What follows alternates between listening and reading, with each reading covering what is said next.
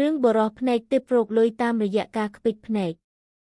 បរោះម្នាក់នេះអាចរកលុយបាន$10គ្រាន់តែការខ្ទេចភ្នែកមួយលើកប៉ុណ្ណោះត្រឹមតែរយៈពេលកន្លះម៉ោងគាត់រកលុយបានដល់ទៅ$100,000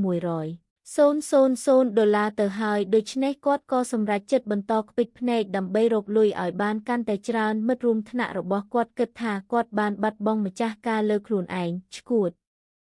រឿងនេះបានកើតឡើងកាលពី1ម៉ោងមុនគាត់ត្រូវបានមិត្តស្រីវាយដំនៅខាងក្រៅរួចនាងក៏បានបោះបង់គាត់ចោលដោយសារតែគាត់ជាមនុស្សក្រីក្រក្នុងអំឡុងពេលប្រតែយប្រតប់គ្នាឈាមបានហូរចេញពីក្បាលរបស់គាត់ស្រក់ទៅលើដុំធ្មេញមួយដុំនៅពេលគាត់បើកភ្នែកឡើងគាត់មានការភ្ញាក់ផ្អើលយ៉ាងខ្លាំងដែលរកឃើញថាគាត់អាចរកលុយបានគ្រាន់តែខ្ទេចភ្នែកមនុស្សនៅជុំវិញខ្លួនគិតថាការវាយដំក្បាលធ្វើឲ្យគាត់ឈួតមិត្តស្រីរបស់គាត់បានសើចចំអកឲ្យគាត់ថាជាអ្នកចាញ់ដែលគ្មានលុយដោយសារតែទទួលបានអំណាចថ្មីគាត់បានស្បត់ថានឹងក្លាយជាអ្នកមាន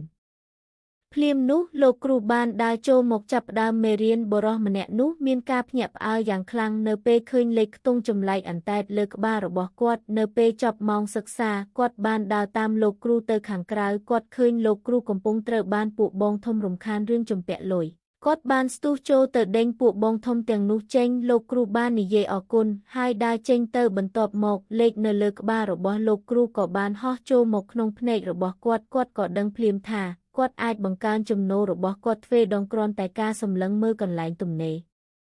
គាត់ក៏បានរកឃើញថាគាត់អាចមើលឃើញការបរិច្ឆេទផលិតនៃវត្ថុណាមួយបានយ៉ាងរហ័សស្របពេលនោះដែរគាត់បានឃើញអ្នកសុំទានម្នាក់កាន់10ស្រាឡាវ៉ៃដែលផលិតតាំងពីឆ្នាំ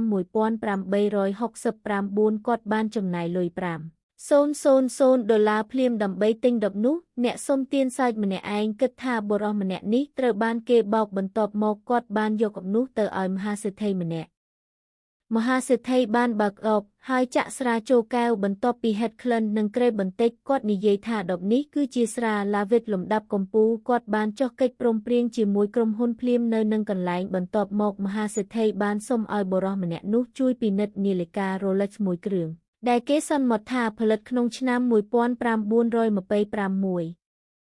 បុរសម្នាក់នោះបានបើកភ្នែកធំគាត់ឃើញថានាឡិកានោះបង្ហាញឆ្នាំផលិតពីរផ្សេងគ្នាគាត់ដឹងភ្លាមថានាឡិកានោះគឺជាវត្ថុคล้ายហើយការពិនិត្យពីអ្នកជំនាញនៅពេលក្រោយបានបញ្ជាក់ថាមុខនាឡិកាគឺជារបស់ពិតប៉ុន្តែគ្រឿងក្នុងទាំងអស់គឺជារបស់คล้ายពេលនោះហើយដែលមហាសេដ្ឋីបានដឹងថាបុរសម្នាក់នេះមានសមត្ថភាពអស្ចារ្យមិនធម្មតា